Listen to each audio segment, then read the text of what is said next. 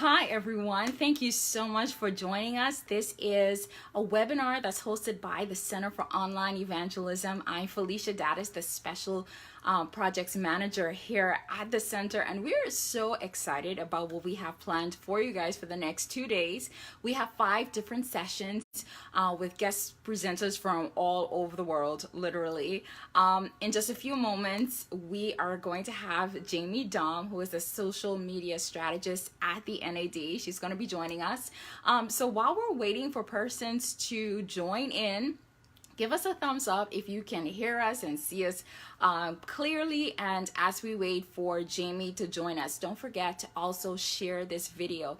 There are communication directors out there, church social media strategists, or people, missionaries, people who are just passionate about sharing the gospel however they can, especially online. So if you know that they can benefit from this webinar, please make sure to tag them in this post, to share this video, to tell them to like this page, get the message out to them some way, somehow, because you never know who will be able to, who will benefit from this. So we're just going to have Jamie join us in just a moment.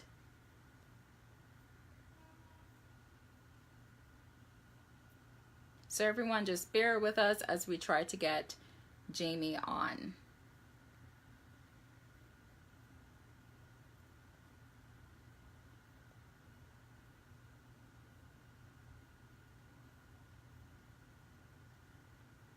So Jamie, I can see you. I'm just not seeing the option with this one to actually have you join. If you can see a request or some sort of button that can make you request you join, try to click that. Hi, watching from Cape Town.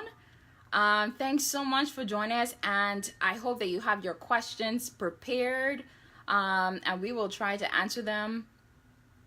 We're just trying to figure out how to get Jamie to join us. We had everything sorted out a moment ago.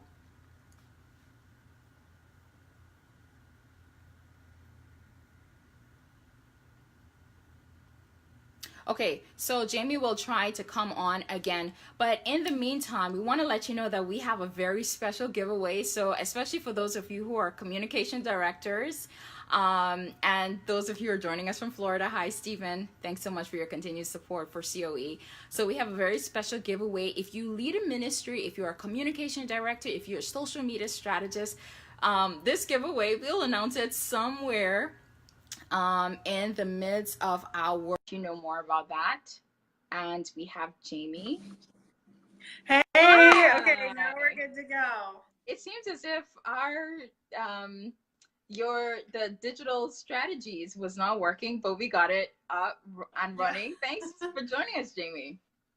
No problem. It is my pleasure, and I'm very excited to get an opportunity to talk with people about this, because I think the foundations of our ability to be a digital missionary, to be a digital evangelist or disciple, is how we present ourselves online. And interesting enough, oftentimes the person we have to set boundaries with is actually ourselves. This is true. That's why I am so looking forward to what you're going to share with us, because there was an article also about balancing ministry and social media. So we're going to delve a little bit into that. But Jamie, right before we get into that topic, we're just going to have a little bit of icebreaker so we could learn a bit about you and learn about some of our viewers. So I'm going to give you 2 options, and viewers, you can participate in this as well. You participate, viewers, by typing in your answer so that we can see. And Jamie, you're going to answer. So which do you prefer, summer or winter? I actually prefer summer, but I love snow. Okay. So. All right. And those of you who are watching, type in your option below. All right, Jamie, Facebook or Instagram? I actually enjoy Facebook because there are ways to build community on Instagram, but I think because of where I fall in the generations, Facebook to me is a great way to keep in touch with all my old contacts. Yeah, and I see some winners for Facebook too. I personally prefer Facebook too. Do you prefer to receive a text or do you prefer a call? Text. Like, calling freaks me out. I don't know why. I think I've So I kind of lived my life in between generations. I'm technically a Zennial, so Zennial, I I was born like in that. '82. And so I grew up analog, and then in a world where if you wanted to know what your friend was doing, you just showed up at their house. Nowadays, you'd probably be arrested. To now where now we almost have to knock on the door digitally. So you text or before you call or something like that. So we still have that little door knock to invite someone into our lives. But for me, that door knock is actually texting before you call. Yeah, I prefer text too, and I see someone says it depends on the reason for the call. All right, do you Yeah. prefer to watch a sermon or listen to a sermon if you're following it online? For listen to it or watching it? Oh, that's tough. I mean, I think in general, if there's not slides, I think just listening, I can just sit and I can enjoy. All right, good, good. And those of you, even if you're watching this webinar at a later broadcast, you can still participate and let us know what you prefer. So, Jamie, we're talking about how our personal use of social media affects ministry. Just explain to us why you decided to bring this point forward, to write an article about it. Why is that so important? Well, I want to begin with saying I am the chief of all sinners. This is not a way of imposing my will or being legalistic. This is a way of me sharing the experience I have gained over the last 12 years of being on social media. And, Yeah, I never had to deal with the things that Gen Z is now dealing with. Well, their entire life is online and yeah, the repercussions of that. I also just recently wrote an article about cyberbullying and this, the scarier aspects of that, it's your most embarrassing and humiliating moments can go viral. And, yeah, that's terrifying. And so I have learned these principles sometimes the hard way, and I'm also a convert. So when people read the article or whatever we're talking about today, I want people to understand that this is guidance based on my own personal experiences. This is not me being holier than thou, yeah. saying this is what thou shall do with your social media accounts. Yeah, yeah, you're right. And while we're talking, I also have my laptop in front of me. I'll show you guys, if possible, my screen. Like I just went on Facebook. I went on to the news feed, and I think the first person that popped up on my page is actually watching. Hey, Caleb, and happy birthday to your mom. Yes. So that's the first thing that popped up on my screen. And we know Caleb Isley runs a great ministry. So you're Yeah. saying, or you're suggesting that whatever he posts or any of us as leaders post affects our ministry. Yes, it does. And I can tell you why. I mean, it's kind of like walking the walk. And so we as members, or in some cases leaders in a church body, we are representing or responsible for caring for a diverse flock. This is a diverse perspectives, diverse backgrounds, diverse just opinions. And so if we show a strong negativity bias, or we just disregard huge aspects of our flock, it kind of goes counter to the gospel. And Right. where we want to use social media to build strong relationships, to bridge those gaps, because we find more often than not that when we actually spend time with people, and sometimes people that view things very differently than us, we can form an empathy and an understanding, and together we can build a solution that may solve our mutual concerns. Yeah, that's so true. In just a moment, I'm going to ask you to start sharing with us how we can use our social media accounts personally to affect our ministry. But I just want to mention we also have a question. We're going to get to that in a moment. The reason why this topic is so beneficial for me, I remember several years ago, and those of you might remember the shooting that took place in Aurora, Yeah. the cinema. Yeah. When I found out, I made a comment because when we find these things out, we go straight to social media to find exactly what's happening and to voice our opinion. And I made a comment in my mind, literally sometimes we're not thinking.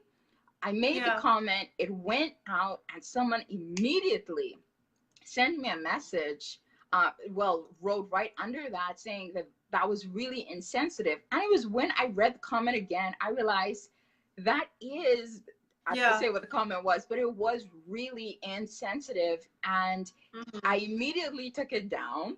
But in this day and age, you can say something, you go to bed, and the next morning, you know, it blows up and it impacts your ministry.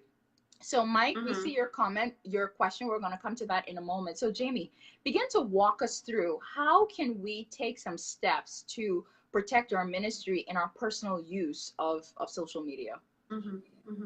Well, I think the biggest thing is to treat everybody with respect and empathy. And I think instead of using social media to constantly be forcing out our opinions or sharing our own ideas, we should actually be listening more than we're commenting. And I think anytime that we can avoid conflict and actually share stories. You had mentioned before Caleb Isley of Humans of Adventism.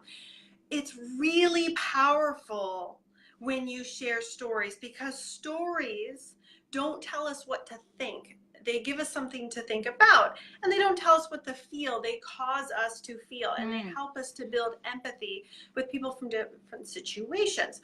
And so if I'm sharing about my life, so I come from a non-religious background, right. And so oftentimes I can't speak to my family about religious things, but I can share the stories of my life about how God has blessed me.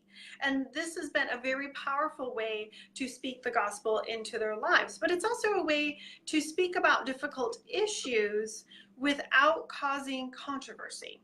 And it kind of, you know, you wrap truth in a story, and it makes it much more presentable and easier for people to understand and interact with. Okay, so let's break that down. For someone who maybe they have an issue with how the church is being run, or they have an issue with their personal local church, or maybe something at work. It's a grievance that they have, and they're really upset about it. And, you know, the temptation these days, go on Facebook, speak your mind. That's the culture that we live in. Don't let anyone tell you to hold back what you want to say. How would you counsel that person who just wants to air it out and just vent and let everyone know what's wrong? Well, one question I will often ask them, especially when it has to deal with a hot topic or a controversial topic, is how many people are you willing to drive out of the church to win your argument? So that's the first thing. But when it comes to like personal issues with work or your own church or your different beliefs, it might also be that some of these things can be better handled on a personal level. So personal conversations. There's a reason why we have HR departments. It's not good to air work grievances online. Also, and I hate to say it, I'm guilty of this. Sometimes perception isn't reality. And so that's why it's really good to work with others that can help you kind of work through those difficult situations, those frustrations you have with another employee, a coworker, a work situation. And so oftentimes we can handle something in a positive way by actually going through the proper channels. Yeah. When we voice it online, we might get, 200 friends to like and commiserate with us, but we don't solve the problem. And oftentimes we actually exacerbate the situation, because then maybe the person involved ends up seeing it. We're a very close-knit community. We're very tightly connected. It's likely that someone else will see your comments or see what you're saying. And it doesn't really foster a positive environment for working towards a solution. Yeah, you're right. And I have another experience I'm going to share, and then I'm going to ask you to run through, because you created a checklist that we can actually go through to audit our personal use of social media. But speaking about, airing out grievances, whether it's about work or about the church, some time ago, I was having a discussion, a debate with someone else. We're both believers, and both of us have a strong opinion about something related to the church. And we're going back and forth about what we think is right and what we think is wrong. And we knew there was someone there who was not a part of the faith. And this individual is watching us going back and forth, arguing. And each of us have our own opinion. Yeah. At the end of the day, neither of us, even if one of us was right or both of us was right, we would not have been able to invite that person to our church and say, hey, come to our church. Because here we are going at each other. And, you know, the person was looking at us like, well, yeah, I don't want to be a part of that. And that's the same Yeah. thing happens online. Yeah. And, in another article, I think we're all publishers now, I talk about this idea that if we were to go knocking on doors and we started our conversation with this person who opened the door with everything we think is wrong in the church and what needs to be done and who's this and what I think of the president and this and this and this and this, would you like to come to our church? That would be No. considered completely insane. Right. Like, you cannot use, social media as a public sounding board for everything that you see wrong in the church, because first of all, it's not going to help. Right. But second of all, you then cannot witness to people and invite them to that very same church, because they're like, well, I don't want to be a part of that the way you described it in your last tweet. Right. Right. We can't be bipolar. And it's not that we should hide our problems. Yes, we have problems. And this is why, as a family, we need to wrestle through them. We need to discuss them, but there are appropriate mediums for that.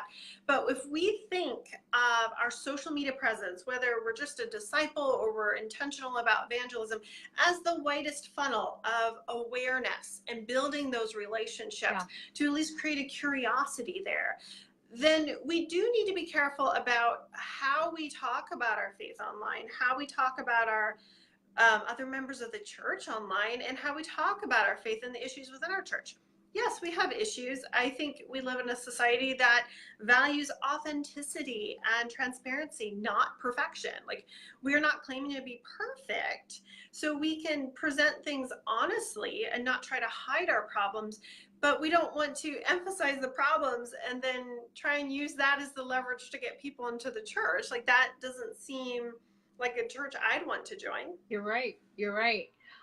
For those of you who are just joining us, this is the Center for Online Evangelism, the first webinar that we are having, just pulling out experts from all over the world to talk to us about how we can use social media and digital means to share the gospel, to meet the needs of other people so that Christ can come and we can go home. We're talking with Jamie Dom from the NAD. She's the social media strategist for the Big Data Department. I'm Felicia Daddis, a special manager, the special projects manager at the Center for Online Evangelism. We have designed a toolkit especially for anyone who's involved in ministry. If you're a communication director or a social media strategist, we've developed a toolkit to help you with your online ministry or to start an online ministry. Jamie will also tell us about a few resources that they have available. But for now, Jamie, just walk us through this checklist and also let us know how we can access the checklist. Oh, of course. Well, our website is sdadata.org. And I think you'll provide the link down below when the webinar is over, so they can just click on the link, or they can go visit our website and find it there, or visit our Facebook page, and I'll actually repin it to the top of the page so it's easy for them to find. Yeah.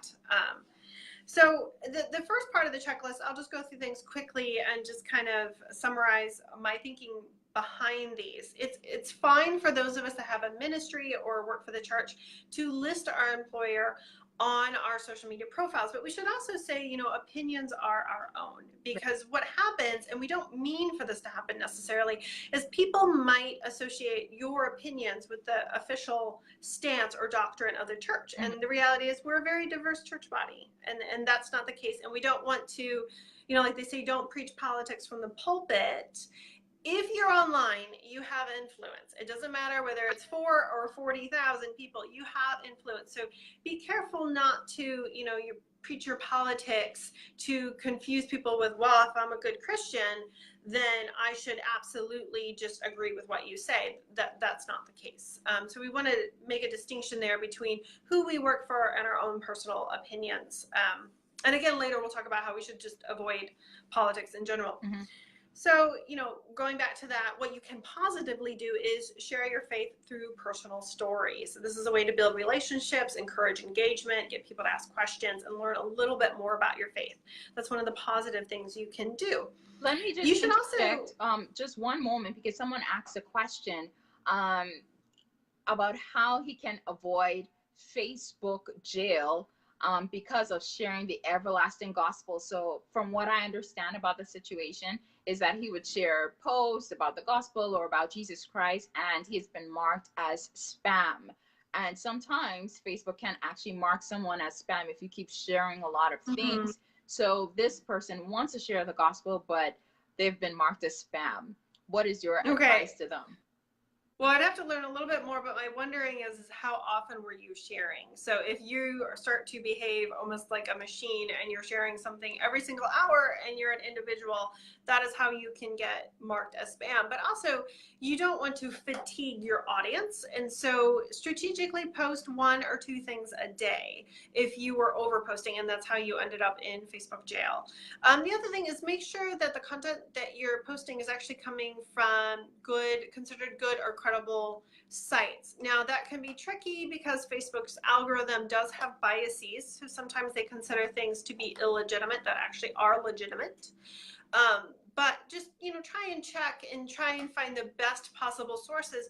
Or if that's, problematic, share your own stories. Yeah. Write out your own post. And that's what create your own content.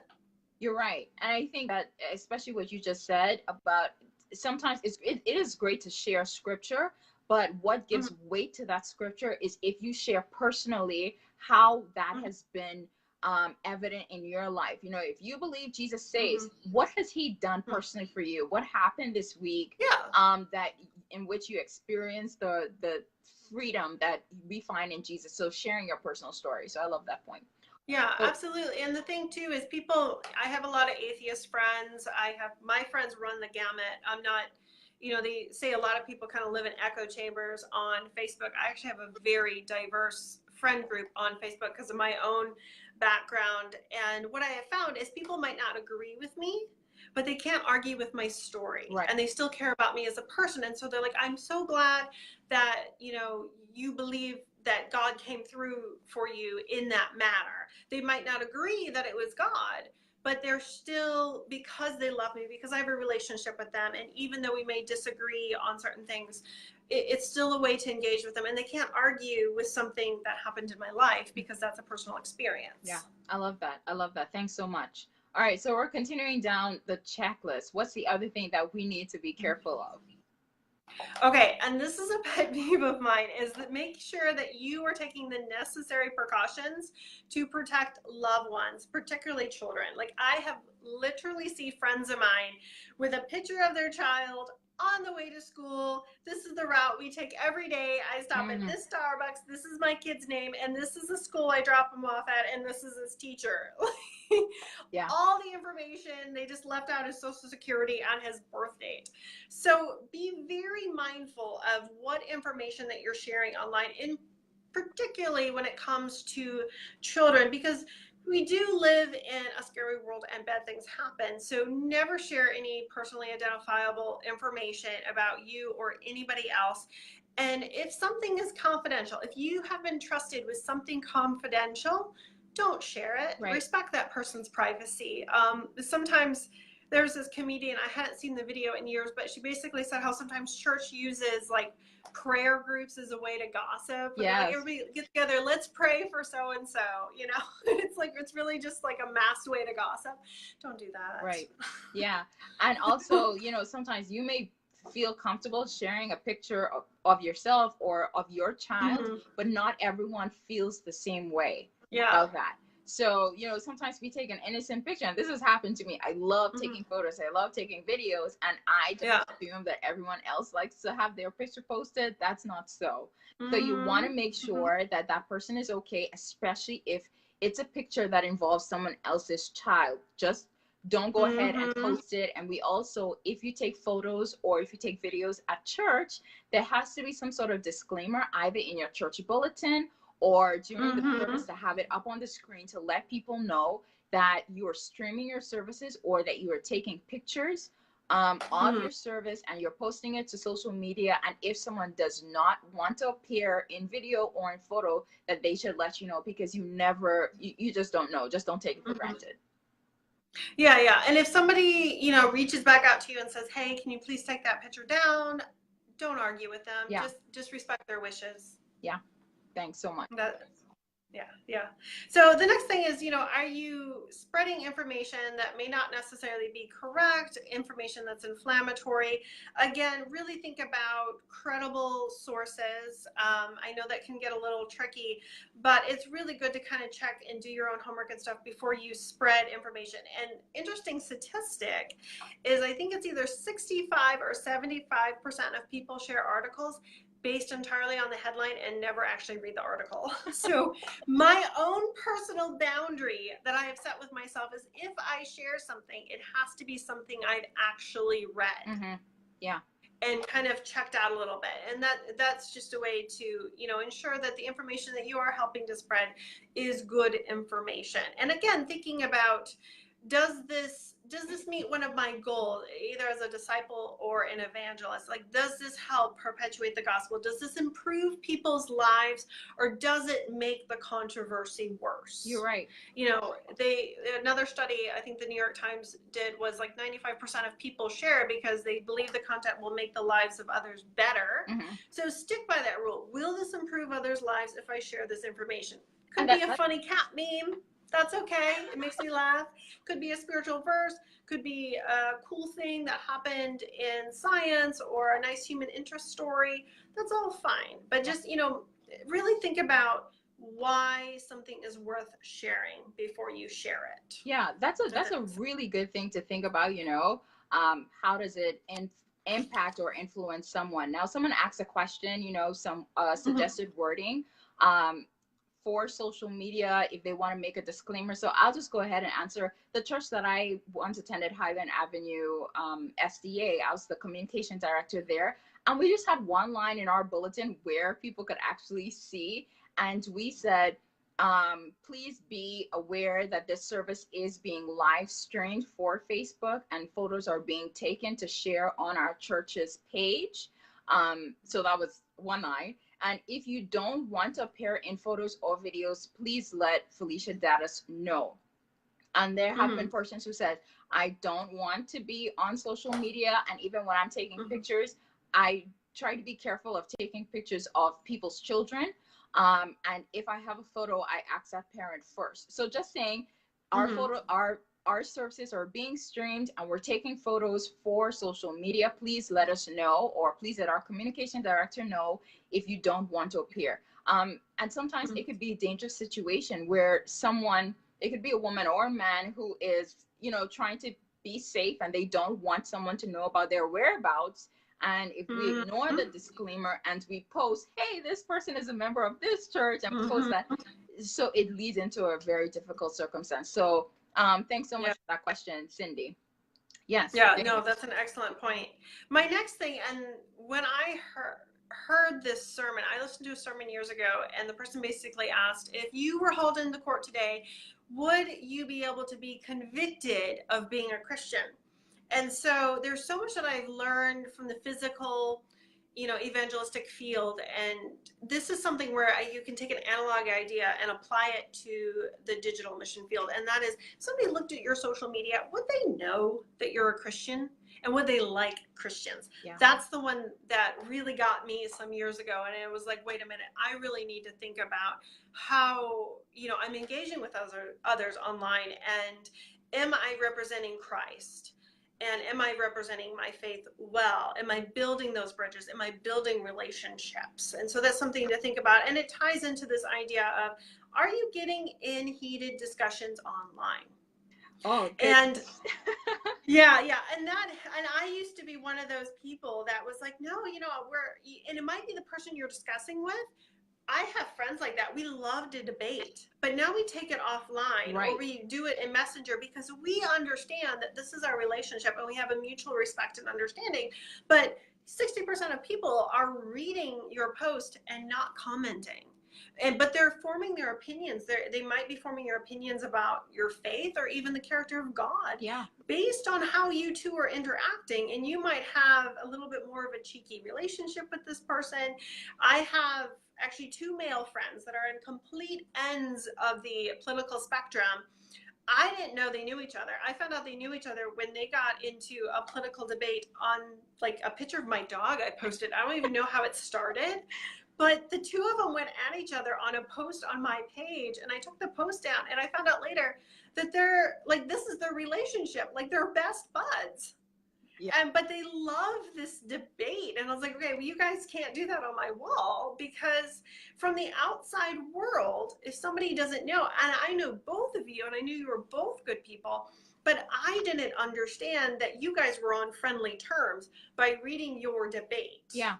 And some people go to certain posts just to look at the comment section. Like they're just sipping their tea, just reading the comment section, and people going at each other. And just the simple courtesy of being kind and being nice to someone. Yeah. Even if you disagree with that person, you don't have to call names. You don't have to be derogatory. You don't have to be mean, because once you do that, once that comment goes out, whatever else you post, that's a reflection of who you are, and that's a reflection of your ministry. So if I call myself a Christian, if I call myself a Seventh-day Adventist, you know, and then I call this person whatever bad word because they don't agree with me, that's a positive impact. Or you make any kind of assumptions. I mean, I think it's really telling how we treat people who may have a different perspective than us. I mean, are we willing to listen? And oftentimes online is not the best way to engage. Like study after study has showed us that nobody changes their political opinion based on a diatribe on Facebook. Like it just doesn't work. So don't do it, because you're probably driving more people out of your faith and away from God than you are winning over to whatever your particular argument is. And so it's just not worth it. And so I personally don't post anything political anymore, because I realize it's not effective, and I'm a numbers person. So I know that it's not helpful. Now I can have private conversations, and I do that all the time now, where I have private discussions with people.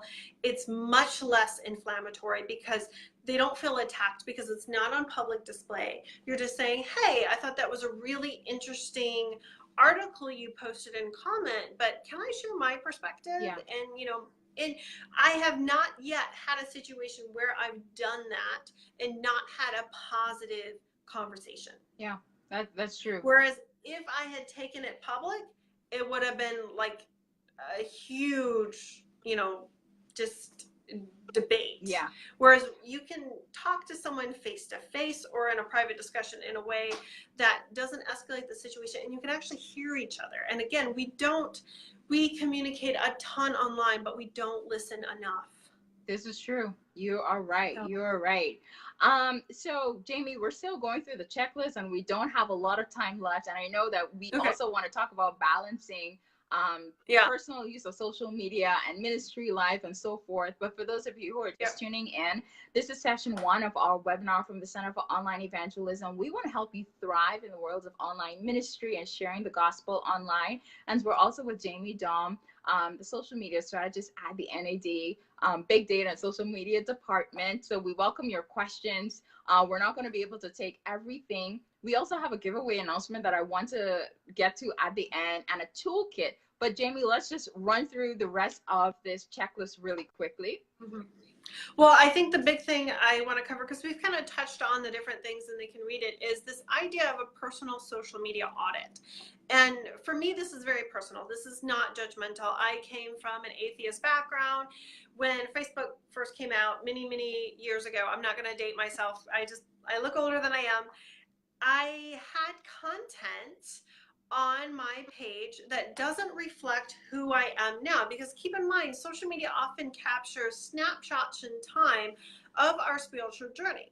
So I had content up there before I converted to Adventism, and it's not like I was anything too wild, but culturally, I'm Mediterranean.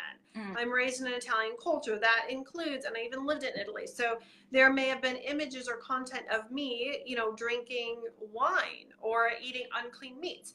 And when I started working for a youth ministry, I dug back into my social media profiles and I cleaned some of that out. Not because I think it's shameful, not because I want to hide my past. I think being very open about being a convert is more productive than trying to hide it, because we're all in different parts of our spiritual journey. I wasn't raised with Christianity, but I went back and I cleaned that out because, again, I didn't want to confuse the messages. I wanted to be a positive influence. I didn't want people to say, oh, well, now you're, you like to post all these like vegan recipes and everything that you're eating online. But if I dig back far enough, because you have people in our culture, and I'm not just talking about Adventist culture, who are fault finding. Yes. They will go back 12 years into your social media and they will find whatever it is that they can find, and then they will try to use it against you. Yes. And so this is just a word of caution. So if you've converted to the faith, or maybe you had your moment where you had to go out on your own little journey and come back, and then you're working in a ministry or you're working for the church, it's a good idea to clean house just a little bit. Because again, it's not that you should hide your spiritual journey. That's helpful. It's open. You should talk about it with others. But again, it's protecting yourself and making sure that the message that you're sending out is a consistent one, not one that seems hypocritical. Yeah, I appreciate that. I really do. And we have to think even about for jobs, for example. Yeah. You apply for a job. Sometimes, we have interns that apply for our program. One of the first things that employers will do, that I know I do, is I'm checking your social media account to see certain things. We're not saying that that's, what you should use to make your final judgment, but how you use social media is a bit of a reflection of who you are. So I'm going to ask you to share a little bit about balancing social media and ministry and so forth. But for those of you, right before we get into that, Jamie, we have developed a toolkit for ministry leaders or persons who just want to get into online ministry. You can find that. I have it in the link in the description box, and I will also post a link of where you can find Jamie's checklist, and you can download that toolkit. Also, be sure to share this video with your pastors, your communication leaders, and so forth, so people can know how we can use this amazing resource of social media and just digital means to share the gospel. Yes, Jamie, balancing media and ministry, how do we do that? Well, again, it's boundaries. And I don't know if you guys have ever read books on just setting boundaries with others or setting boundaries with yourself, but this is something that I think is so important, especially in this day and age, is this idea of how do I guard the edges of my day? And what I mean by that is don't start the day with social media and don't end the day with social media. So for me, once I get online, I'm sure I rack up 8 to 9 to 10 hours of screen time a day, at least, because it's my job. And there's some people who do that and it's not their job.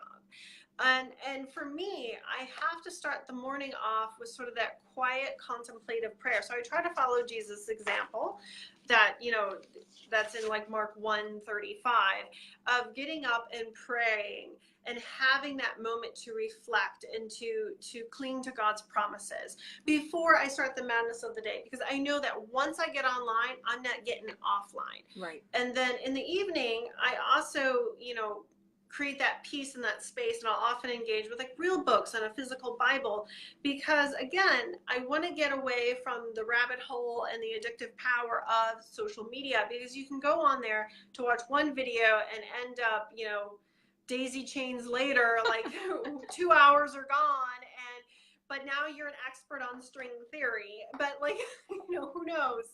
Or you've watched way too many cat videos that you'd ever like to admit to.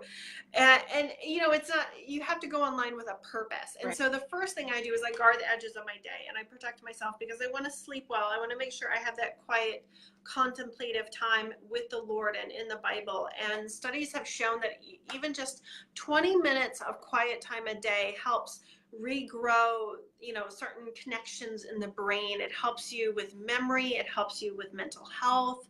It's just a really good idea. And so many people can't get out of bed without checking their phone. Yeah. And so that's number one. The other thing I really feel is important is going back to what I said before, is having a clear purpose for getting online. Why are you going there? Right. And a friend of mine, Dee Casper, likens social media to like going to the post office. Like no one really hangs out in a post office, because that would be kind of weird unless you're from a very small town, like I'm from, like a population of 400. And that's where everyone gathers. Yeah, it's where everyone gathers. There's the liar's bench, and for those of you who don't know, that's where the elderly gentlemen sit and tell all the tall tales of their youth. And so that's a little different. But most people, if someone doesn't say, "Hey, let's go to the post office," that's not the place to hang out. You go to the post office to pick something up, to drop something off, to do some business, and you leave. And so it prevents us from getting into that trap that can negatively affect us. And oftentimes, basically we move into social media. Mm-hmm. We move in, we sit there, and you will find hours will pass by and we won't ever actually accomplish what we first set out to do. And that's why it's really important to have a purpose, accomplish that purpose, and after you've checked all your messages, you've engaged with people, you've dropped off the content, you've checked your ads, you've uploaded your video, you leave. Yeah. Because you don't want to become dependent on social media. And so many of us have gone to that point where, oh my goodness, I haven't checked Facebook in like 30 minutes. Maybe something happened and I don't know. We get the jitter if we forget our phone one day. And that's because we become so addicted to it. Yeah. And especially, with this 24/7 news cycle, like for me, I have to do like personal social media fast, and I'll snooze all the news stations because I find that it actually negatively affects me. Because oftentimes when we go to social media to fill a void, we end up finding the exact opposite of what we're looking for. So it's almost like you have to be healthy, like you have to be in the right mental state to go on social media, to be uplifting to others, to engage and build those bridges. If you go on there because you're depressed, because you're lonely, you're going to end up in just a downward spiral, and you're going to get the exact opposite of what you're looking for. And it's going to affect your mental health. It's going to affect your sleep cycle. It's not good for you. So, definitely don't go onto social media when you're vulnerable. It's a tool. Don't let it use you, is one thing I like to say. You want to go there to serve and not be served. Yeah. Because if you go there with sort of it's sort of like grocery shopping when you're hungry.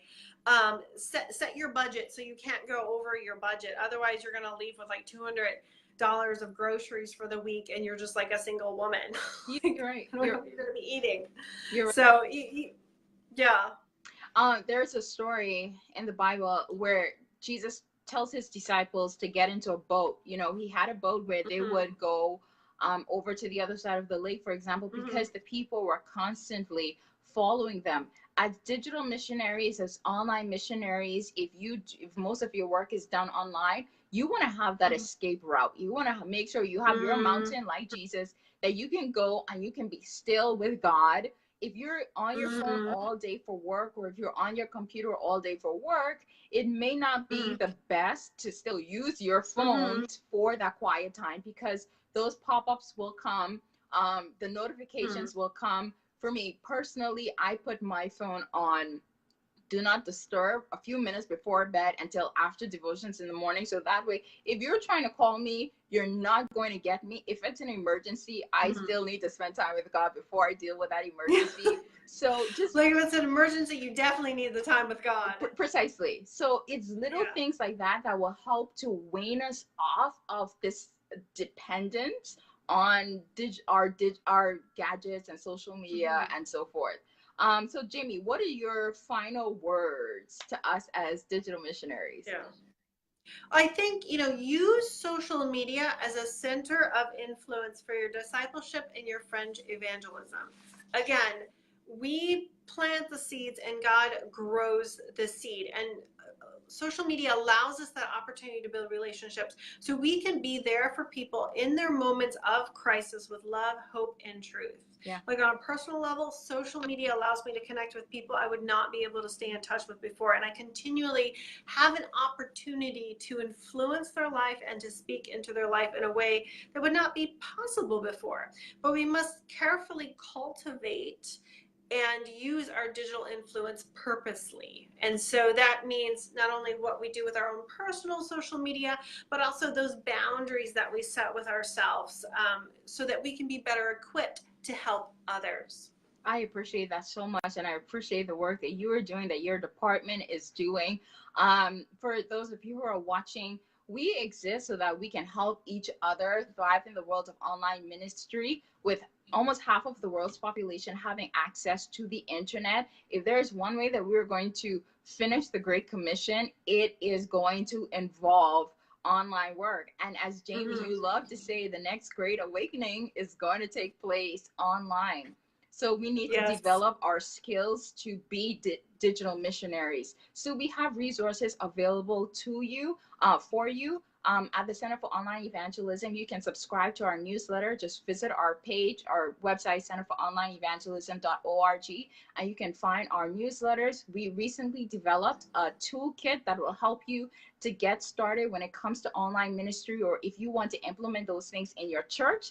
That toolkit is very helpful for you. Jamie, your department, we're going to post that link where you can find the checklist that she set up so we can audit our personal use of social media. We're going to set all of that up for you and post that and so forth. Now, before everyone goes, because we went a little bit over time, but it's just so much information. The giveaway that we are offering a 1-hour free consultation with a church or a ministry, and we're at the Center for Online Evangelism. We're going to audit your online ministry. We're going to sit down with you. We're going to go through, if you have a website, if you have social media, if you have a YouTube channel, we're going to go through that with you, make suggestions, and help you to implement some of the things, the best practices that we're talking about. Now, we're going to announce that ministry or the church that won that tomorrow evening during our last session. So what we'll do, we'll take everyone who we noticed that you tuned in, you viewed, we're going to put your names together, and we're going to do a random choosing, and we're going to see who gets that giveaway. Now, before we sign out, Jamie, something exciting is happening next week. SAC, tell us a little bit about that. SAC, which is, for those of you who don't know, it's the Society of Adventist Communicators. Next week, it's going to be held at the headquarters for the North American Division. And basically, communicators from all around the division are getting together to share their ideas, to share their expertise. And this year, I'm particularly excited because we're featuring several Adventist digital influencers. So the previous 2 years, I was the one who was speaking on all the digital communication techniques and what needs to be done. This year, I'm super excited because I get to sit back and enjoy, and we get to hear from people who are in the field actually using digital technology to spread the gospel in creative ways and create that community. So you can check that out at the Society of Adventist Communicators.org. If you're local or you have the time off, you zip on out, and I'll be there, and there's going to be a bunch of us that are going to be there.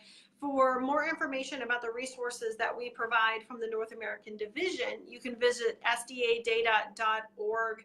We also have a ton of resources up there, and from video to social media, advertising, all that kind of stuff. We have PowerPoints and blog posts and just different perspectives on how to do different things. And, it's great to be part of this community. 2 years ago when I started this job, I felt very alone, but now we have the Center for Online Evangelism that we're working with, and we have an exciting project there, but also all these digital influencers have popped up, and they're doing really exciting and good things. And we seek to kind of point to what they're doing and use those as an examples for others who want to be digital disciples, who want to be digital evangelists. So it's going to take all of us. There is room for all of us because it's the internet. And so we all have a place at the table, and we're just trying to figure this out together. So I hope you will join our community, and maybe somebody listening right now can be the next digital influencer that's going to crop up in the Adventist world. Yeah, definitely. Some of the speakers, we have Justin Cove, that Christian vlogger. We have Caleb Isley from Humans of Adventism, and a whole bunch of awesome speakers. I'll be there. Will it be live streamed? Someone asked the question. From what I know, it won't be live streamed, but the Center for Online Evangelism, we will be having live updates. We won't be able to stream, all of the presentations, but we will be grabbing some of the presenters and the speakers, and we'll be talking with them. So you are not left out if you can't attend. So make sure you stay tuned to our Facebook page. We'll have that After the webinar is done, we'll post about the event, about more about SAC and where you can find information. Guys, thank you so much for joining us for this session. Jamie, I appreciate it. Thank you for sharing all of this with us. We look forward to seeing you at SAC next week. All right, bye. All right, bye everyone. Remember, tonight's session starts at 7 p.m. Bye. Okay.